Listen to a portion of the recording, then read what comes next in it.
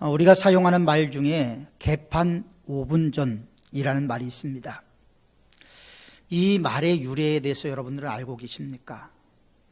개판 5분 전 우리가 많이 쓰고 있지만 그 말의 유래는 우리가 알고 있는 것과는 정반대의 좀 어렵고 힘든 상황이 깃들어 있는 이야기입니다. 개판이라는 것은 개들이 많아서, 멍멍이들이 많아서 개판이 아니고 6.25 전쟁 당시에 이제 많은 사람들이 인민군을 피해서 피난을 가지요. 낙동강을 건너서 부산에 모였습니다. 정확하진 않지만 아마 오늘날 국제시장이 있는 자리에 많은 피난민들이 직결되었던 것 같습니다. 그런데 피난 온 사람들이 먹을 것이 있었겠습니까? 무엇이 있겠습니까? 그래서 구호단체에서 때가 되면 식사를 준비해서 오는 사람들에게 밥을 주었다고 합니다. 그래서 밥을 준비하고 다 돼가는 솥뚜껑 문을 열기 5분 전에 개판 5분 전 이렇게 소리를 쳤다고 합니다. 개판은 배식판, 그리고 그것을 연다. 그러니까 식사 시간이 되었다, 밥 줄 시간이 되었다라는 의미로 개판이라는 말을 사용했다라는 것입니다. 그러면 배고픔에 굶주린 피난민들이 인산인해를 이루고 조금이라도 더 먹으려고 난리를 치면서 많은 사람들이 몰려들어서 그 이후부터는 개판 5분 전이 질서 없는 것으로 인식이 되어버리고 말았다고 합니다. 우리는 어떤 상황을 봤을 때 그 상황 속에 숨겨져 있는 내용보다는 겉말만 보고 모든 것을 판단할 때가 있죠. 사람들에게 감정은 상당히 중요합니다. 감정도 겉감정이 있고 속감정이 있습니다. 겉감정을 통해서 속감정을 보는 것은 심리학에서는 아주 상당히 중요한 일로 알려지고 있습니다. 우리는 성경을 열심히 읽습니다. 그런데 성경의 글자만 읽는 경우가 대부분이고 성경의 여백 속에 숨겨져 있는 하나님의 의도, 하나님의 뜻, 하나님이 왜 이런 말씀을 이 자리에서 했을까 하는 것은 우리가 이해하지 못할 때가 너무나 많이 있죠. 왜냐하면 영적으로 민감하지 못하기 때문입니다. 하나님은 우주 만물을 창조하시고 이 세상을 지탱하시고 이 세상을 운행하시는 분이다. 우리는 그렇게 다 신앙 고백을 하지요. 그러나 그 고백을 넘어서서 하나님께서 역사하시고 하나님께서 말씀하시는 그 말씀의 뜻과 의미를 정확하게 이해하고 그 말씀대로 살아가는 것은 또한 별개의 문제라는 것을 우리는 분명히 알 수가 있습니다. 신앙생활은 힘든 일이죠. 때로는 나의 이익을 포기할 때가 있습니다. 때로는 나의 시간을 포기할 때가 있습니다. 때로는 나의 비전을 포기해야 될 때가 있습니다. 그럼에도 불구하고 하나님이 옳습니다. 이렇게 믿고 나가는 것이 참다운 그리스도인의 삶이라고 성경은 우리에게 말씀을 하고 있습니다. 그래서 이 세상의 어떤 사람도 하나님께 돌아가야지, 하나님 품에 안겨야지 위로를 받고 새 힘을 얻고 안정된 삶을 살아갈 수가 있게 되는 것입니다. 아무리 정치가 시끄럽고 경제가 흔들려도, 국가가 위기 가운데 있다 할지라도, 미래가 안개 속에 있다 할지라도 하나님을 믿고 하나님을 바라보고 나가면 하나님께서 역사하시는 것을 경험할 수가 있게 되는데, 이것을 우리는 은혜라는 단어로 사용을 하게 됩니다. 사람은 하나님으로부터 지음을 받았습니다. 그렇기 때문에 하나님의 뜻대로, 하나님이 원하는 대로 움직이지 않을 때는 몸에 부작용이 생기죠. 의학자들의 이야기를 들으면 인간의 질병의 70%가 영적인 문제랍니다. 육신의 질병, 바이러스나 병원군에 의한 것보다는 영적인 문제에서 더 큰 질병들이 온다라고 의학자들이 말을 하고 있어요. 왜냐하면 하나님께서 지으셨기 때문에 하나님과의 관계가 끊어지면 그때부터 우리는 만신창이가 되어버릴 수밖에 없습니다. 하나님이 나를 지켜주시고 하나님이 나를 보호할 때와 하나님의 은혜가 끊어졌을 때 우리의 삶을 비교해 보면 우리가 너무나 허무하고 목마르다라는 것을 경험할 수가 있게 되죠. 우리는 하나님의 지휘에 맞춰서 목소리를 내야 됩니다. 그런데 하나님의 지휘에 맞춰서 목소리를 내지 않을 때 불협화음이 되지요. 불협화음이 되면 시끄럽습니다. 그래서 모든 초점이 누구에게 맞춰져야 되냐면 하나님에게 맞춰져야 되는 거예요. 하나님만이 우리의 삶의 길이고 하나님만이 우리의 삶의 진리라는 것을 우리는 분명히 믿고 나가야 하는 것입니다. 그러나 하나님을 떠날 때 어떻게 됩니까? 하나님이 없는 사람들을 보십시오. 하나님이 없는 나라들을 보십시오. 얼마나 어렵게 살고 있는가 우리는 짐작해 볼 수가 있게 됩니다. 고대로부터 현대에 이르기까지 모든 역사, 이게 하나님이 주관하셨어요. 많은 제국들이 일어났다가 무너졌습니다. 아수르 제국이 일어났다 무너졌습니다. 바벨론 제국이 일어났다가 무너졌습니다. 페르시아 제국이 이어서 일어났고 그 뒤를 이어서 히랍이 그리고 로마가 일어났습니다. 그러나 모두가 다 사라져버리고 말았지요. 무엇이 문제입니까? 하나님과의 관계에 문제가 있다는 것입니다. 그 반면에 유대인들은 어떻습니까? 끊임없는 핍박과 환난을 당하면서도 그들은 2000년 동안 나라가 없었어요. 그런데 1948년 그들은 시오니즘을 주장하면서 이스라엘이라는 나라를 건국을 하게 되죠. 세상을 따라갔던 제국들이 몰락한 데 반해서 힘들고 어려운 삶을 살았던 유대인들이 나라를 세운 모습을 보면서 우리가 하나님 중심의 삶이 얼마나 중요한가 하는 것을 우리는 새삼 깨닫게 됩니다. 그래서 누구든지 다 하나님께로 돌아가야 하는 것입니다. 하나님을 목마르게 찾고 하나님을 목마르게 섬겨야 할 것입니다. 아무리 실패하고 병들었다 할지라도 태산같이 많은 문제가 있다 할지라도 하나님께 돌아가야 되는 거예요. 하나님께 돌아가지 않으면 어려움이 있게 됩니다. 루마니아에서 오랫동안 감옥에서 고생을 당했던 범브란트 목사님이 감옥에 있을 때 일이었습니다. 이분은 살아있는 순교자라는 명예를 얻으신 분이죠. 그런데 한 젊은 청년이 그 감옥에 들어왔는데 열심히 전도를 하는 거예요. 주위에 있는 죄수들에게 복음을 전합니다. 그것이 발각되어서 끌려가서 아주 고통스러운 심한 매질을 당했습니다. 심한 매질을 당하고 다시 돌아온 그 청년이 그렇게 이야기를 했다는 거예요.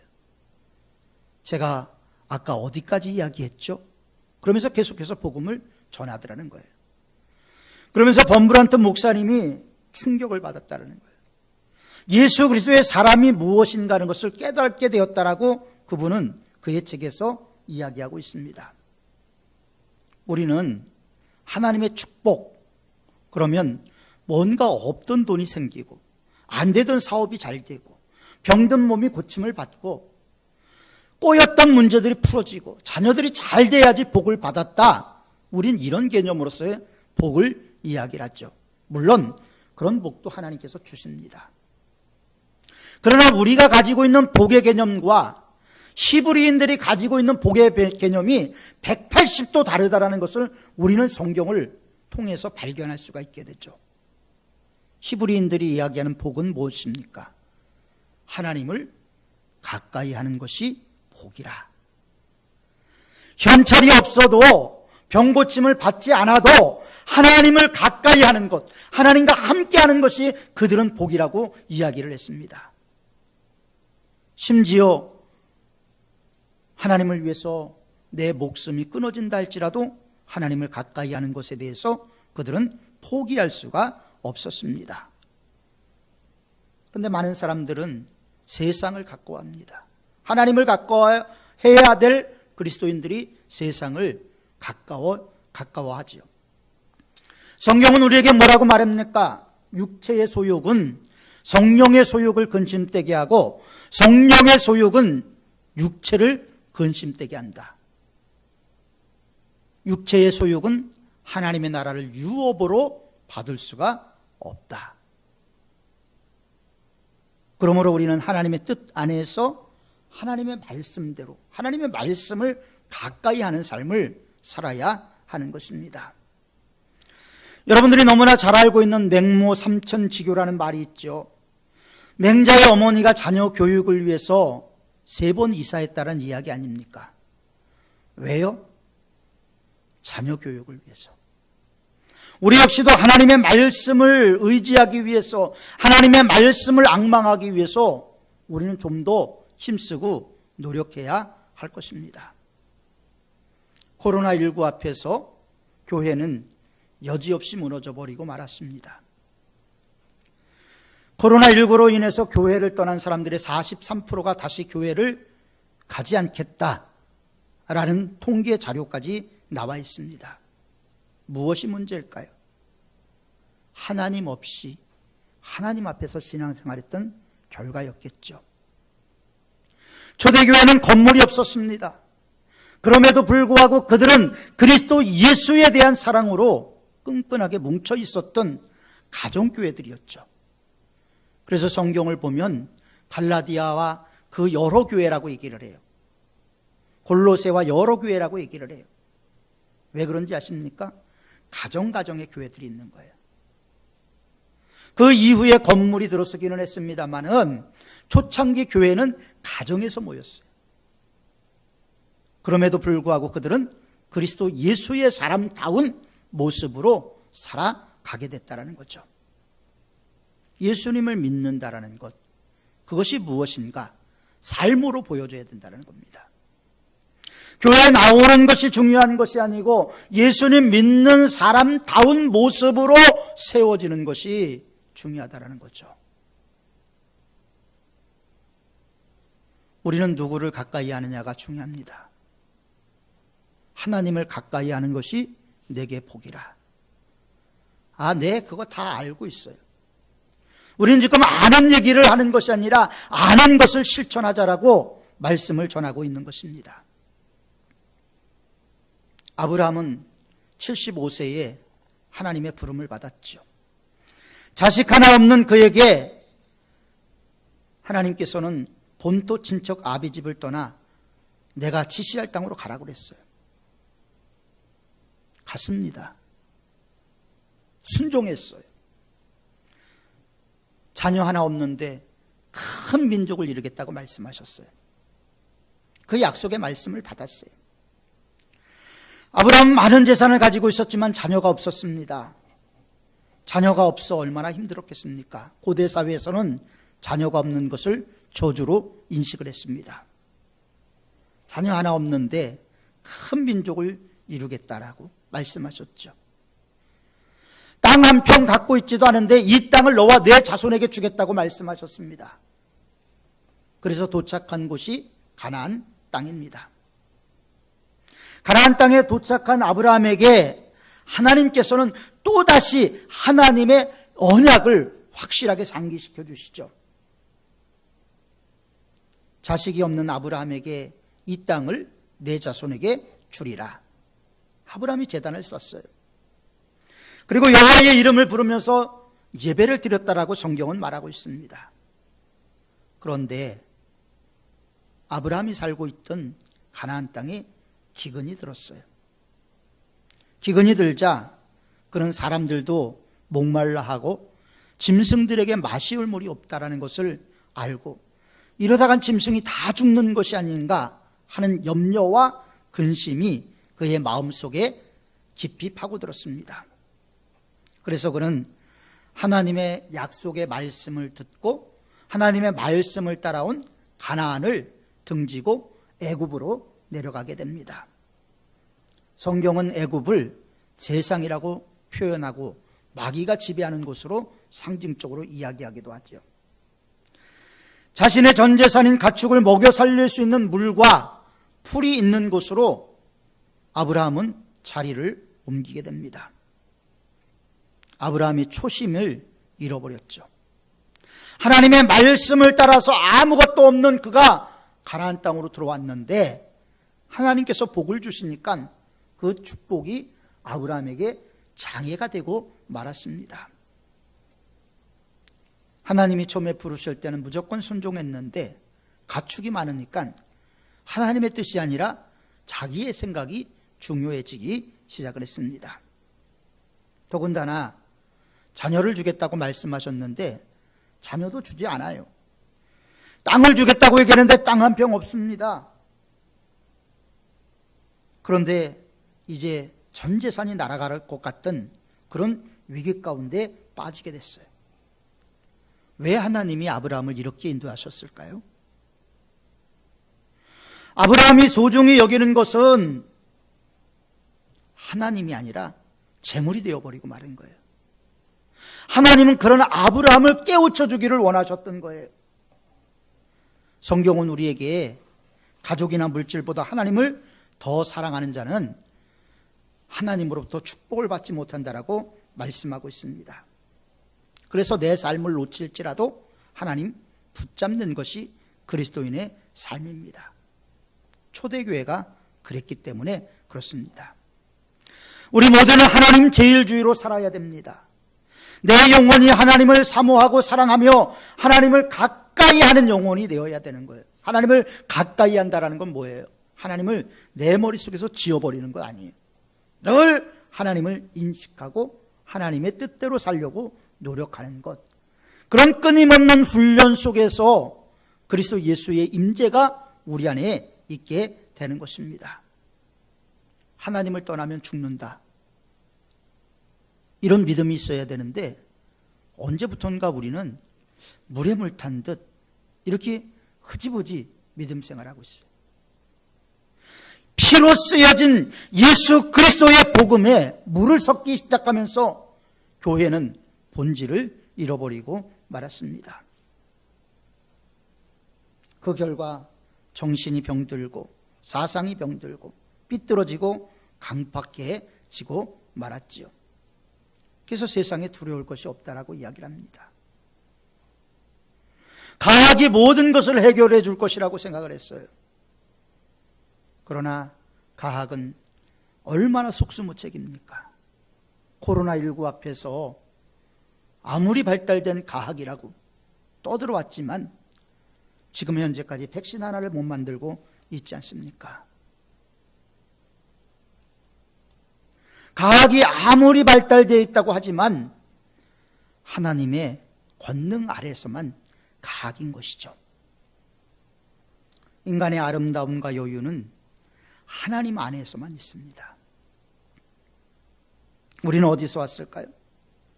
우리의 문제는 어디에서 있을까요? 하나님을 떠나는 데부터 문제가 생깁니다. 아담과 하와가 하나님을 떠나면서부터 이 땅에 끔찍한 비극이 찾아오기 시작을 했죠. 고아와 같이 외롭고 뱀같이 독사같이 무서운 세상이 되어버리고 말았습니다. 주님 품에 안겨야 될 우리가 길을 찾지 못하고 방황할 때가 많습니다. 어느 민족이든지 어느 누구든지 하나님께로 돌아가야지만 시온의 영광이 빛나는 아침을 맞이할 수가 있고 우리들의 어두운 영혼이 환하게 비침을 받을 수가 있게 되는 것입니다. 오늘날을 정보화 시대라고 이야기를 합니다. 많은 정보를 가지고 있습니다. 옛날에는 목회를 참 어렵다고 얘기했는데 요즘은 게을러서 목회를 못한다는 이야기가 나올 정도로 인터넷에 너무나 많은 정보들이 있죠. 물론 그 중에는 잘못된 정보들도 너무나 많습니다. 특별히 신앙에 대한 정보들의 대부분은 이단들이 올리고 있다는 것도 우리는 알고 있어야 필요가 있죠. 우리들은 많은 정보를 가지고 있지만 하나님의 정보에 대한 것이 빈약해요. 하늘 정보가 빈약하다는 거예요. 교회에 나와서 성경을 읽습니다. 성경을 듣습니다. 설교를 듣습니다. 우리가 지금까지 들은 설교만 따져도 어마어마한 분량의 설교를 들었죠. 그런데 우리들의 삶이 왜 안 변할까요? 설교는 설교고 내 삶은 내 삶이고 하나님은 하나님이고 나는 나다 라는 생각이 우리를 지배하고 있기 때문인지도 모릅니다.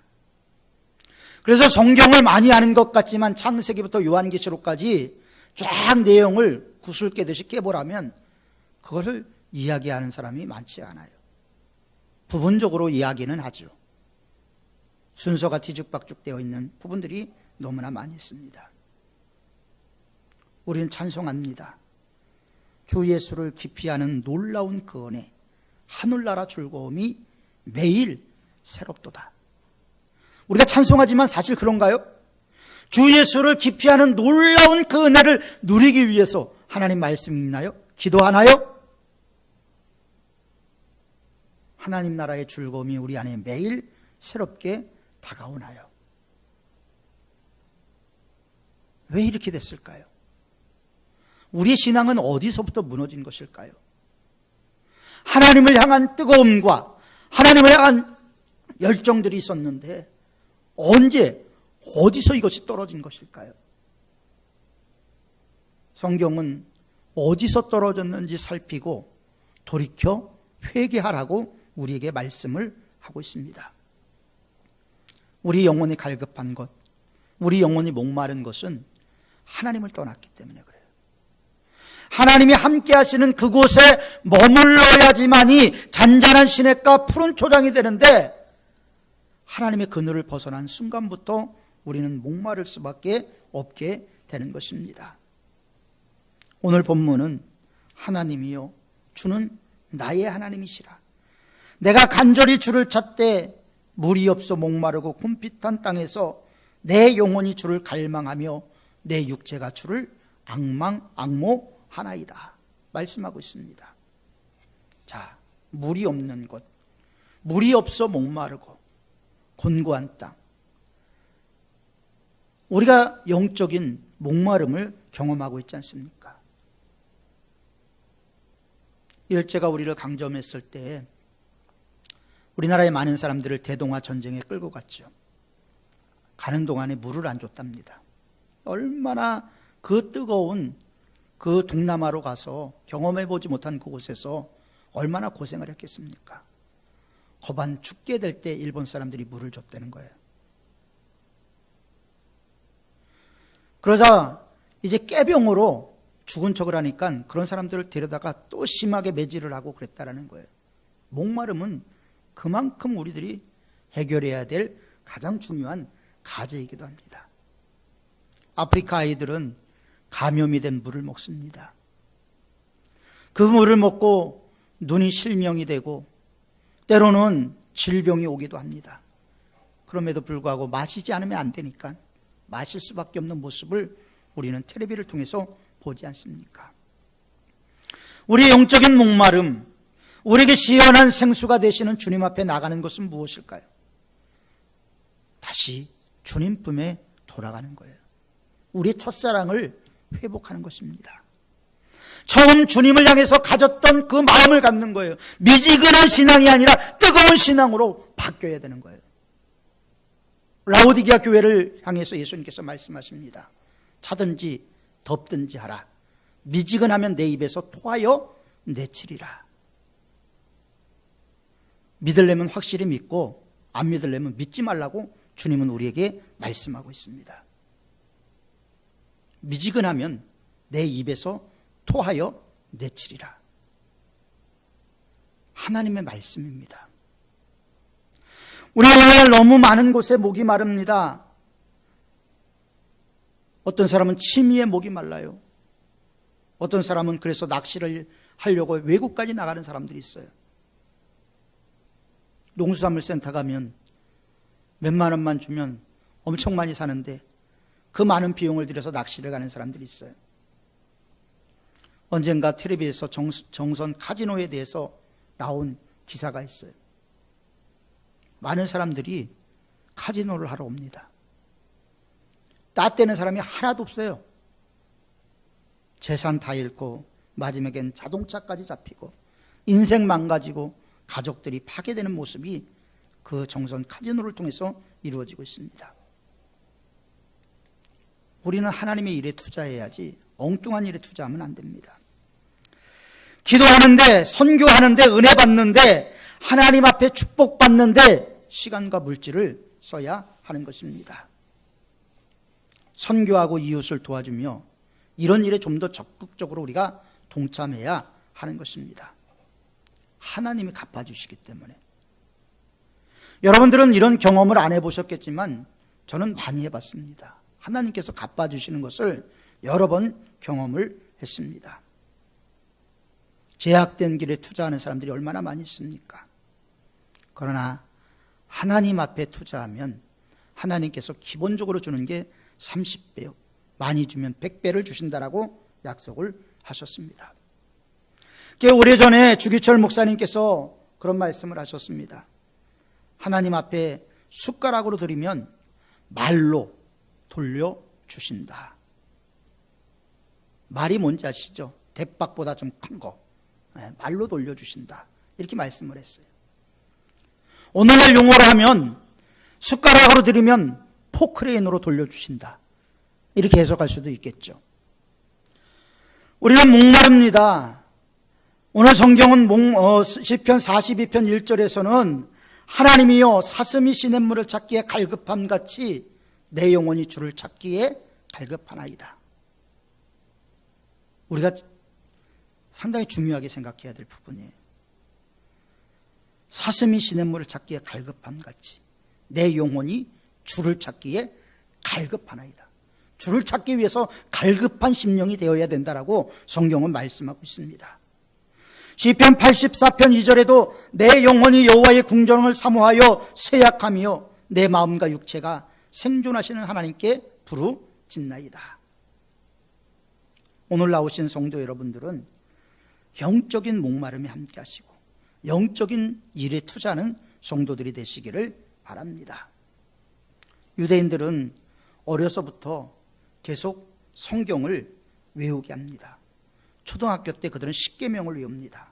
율법을 거의 다 가르쳐 외치게 합니다. 레위기 16장까지 철저하게 가르칩니다. 왜? 하나님께 어떻게 제사드리고 하나님께서 어떤 분인가를 분명히 인식시키기 위해서입니다. 우리는 아이들이 깨면 가방 들려서 학원 보내기에 바쁘죠. 하나님의 말씀을 읽어줄 시간이 없습니다. 하나님의 말씀을 갈급해하는 사람의 모습을 우리는 성경을 통해서 보게 됐죠. 에티오피아의 여왕 간다게의 국고를 맡은 내시, 이름은 밝혀져 있지 않습니다만은 상당히 그 나라에서는 대단한 사람이었지만 하나님의 말씀을 사모해서 예루살렘까지, 에티오피아에서 예루살렘까지 예배드리러 와요. 에티오피아에서 예배드리러 예루살렘까지 와요. 그리고 그는 이사야서를 읽다가 빌립 집사님으로부터 하나님의 말씀을 정확하게 이해하게 되고 세례를 받게 되죠. 은혜 받기 위한 모습들을 우리는 성경을 통해서 많이 볼 수가 있게 됩니다. 그래서 우리는 늘 하나님의 말씀을 가까이 해야 됩니다. 앉았을 때이든지 서 있을 때이든지 누웠을 때이든지 길을 갈 때이든지 하나님의 말씀을 늘 마음에 두고 묵상해야 하는 것입니다. 묵상하기 위해서는 말씀을 읽어야죠. 말씀을 읽지 않았는데 뭘 묵상할 게 있겠습니까? 말씀을 묵상하기 위해서 우리는 말씀을 읽어야 되고 그 말씀을 깨닫기 위해서 기도해야 되고 그 말씀대로 살기 위해서 하나님의 뜻을 구하는 성도들이 되어야 하는 것입니다. 영적인 회복이 상당히 중요하죠. 오늘 우리 시대에는 영적인 문제가 심각합니다. 말세에 내가 기근을 보내리니 물이 없어 가람이 아니요 양식이 없어 주림이 아니요 여호와의 말씀을 듣지 못한 기갈이라. 오늘날 하나님의 말씀이 얼마나 많이 있습니까? 코로나19 때문에 이 교회 저 교회 돌아다니면서 예배 드리고 이 설교 저 설교 다 들어봤다는 분들이 많아요. 그런데 하나님의 말씀이 없다는 거예요. 목말라 합니다. 왜 그럴까요? 두 가지 문제일 겁니다. 설교자에도 문제가 있겠고 그 설교를 받아들이는 마음밭에도 문제가 있겠죠. 하나님의 말씀이 너무나 많은데도 하나님의 말씀이 희귀한 시대, 양식이 없는 것도 아닌데 물이 없는 것도 아닌데 줄이고 가란 상황이 되어버리고 말았습니다. 우리는 이 모든 영적인 목마름을 해결하기 위해서 주님께 돌아가야 되는 거예요. 우리 영혼의 목자 되시고 우리의 참된 위로자가 되시고 우리의 소망이 되시는 하나님으로께 돌아가야 되는 거예요. 하나님께 돌아간다는 건 뭡니까? 우리를 양자 삼아주신 그 아빠 아버지를 우리가 마음껏 찬양하고 섬기는 것을 말하죠. 질병에 걸린 사람들은 목숨 내놓고 기도합니다. 고침받기 위해서. 우리 역시도 그런 마음 자세를 가져야 될 줄 믿습니다. 코로나19를 통해서 우리 신앙이 유지될 수 있는 유일한 길은 하나님께 돌아가는 길밖에 없습니다. 하나님을 새롭게 만나고 하나님을 새롭게 재발견해서 그분과 나와 끈끈한 관계, 인격적인 관계, 그리고 날마다 하나님과의 만남을 통해서 그분으로부터 힘을 받고 능력받아서 승리하는 길밖에 없습니다. 그 하나님이 우리들의 삶에 모든 것을 주장하실 수 있도록 내어드리는 우리 모든 사문의 성도들이 되시기를 주님의 이름으로 축원합니다. 기도하겠습니다.